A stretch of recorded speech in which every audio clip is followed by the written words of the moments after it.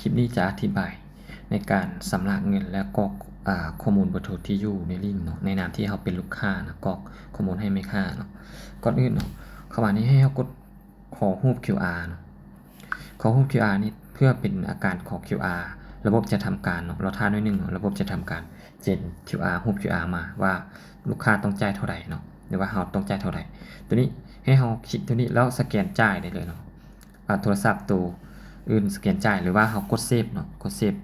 ตัวนี้แล้วเอาไปสแกนจ่ายเนาะตัวนี้เนาะเขาทำการสแกนจ่ายสมมติตามสแกนธรรมดาเลยเนาะสำเร็จปุ๊บเนาะหลังจากสแกนจ่ายสำเร็จนี่สังเกตเนาะระบบมันจะส่ง QR แบบนี้ มันจะแจ้งเนาะว่าโอนสำเร็จแล้วตรงนี้แล้วมันจะเด้งบอกเนาะว่าให้เรา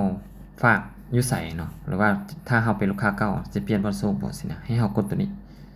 เปลี่ยนวันจะส่งนี่เนาะให้กดไปตัวนี้เพื่อกรอกเบอร์โทรที่อยู่เนาะให้ไม่ค่า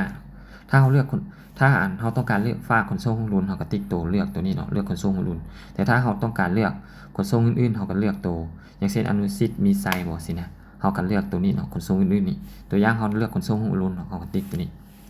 แล้วก็กรอกเบอร์โทรที่อยู่ให้เนาะสมมติตัวอย่างตัวนี้ใส่เบอร์8ตัวเลยเนาะ17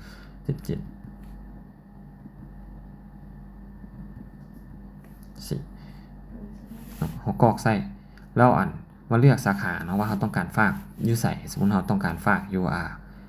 นครหลวงเนาะแล้วเมืองใดสิเขาก็เลือกเนาะแล้วก็เลือกสมมติเขาฝากอยู่สถานีแล้วสาขานี้เขาฝากอยู่ใส่เนาะส่วนเขาฝากอยู่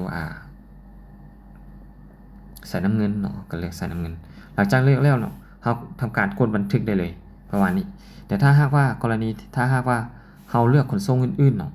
เขากดใส่นี่แล้วใส่เบอร์โทรเนาะใส่เบอร์โทรแล้วบอลจะส่งเนาะเขาก็ใส่เนาะสมมติเขาฝากว่าอนุสิทธิ์บอกหรือว่าคนอื่นเนาะตัวนี้ให้กรอกเนาะบ้านเมืองแขวงสาขาฝากเนาะประมาณนี้สมมติเขาฝากว่าฝากเนาะอนุสิทธิ์เนาะใส่น้ำเงิน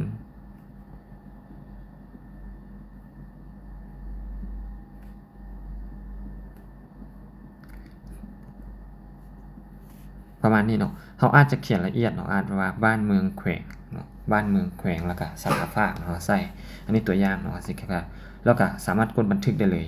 ประมาณนี้